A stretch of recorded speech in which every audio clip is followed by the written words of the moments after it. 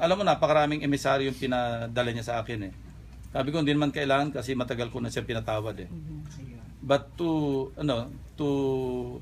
yung para mag-exert pa ng effort para hanapin siya, makipag-usap sa kanya, well, one day siguro accidentally we may also bump into each other, and if pwede ko i-formalize yung ginawa kong pagpapatawad na tulad ng ginawa ko kay Secretary De Benadera when I saw her. I hope he can live with that, I just hope, and I hope he can also go back to normal life, dahil mahirap yung abnormal yung buhay mo.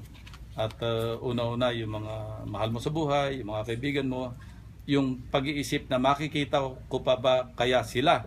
Kung meron bang mamatay sa aking mga kaibigan, makakadalaw pa ba ako sa burol nila?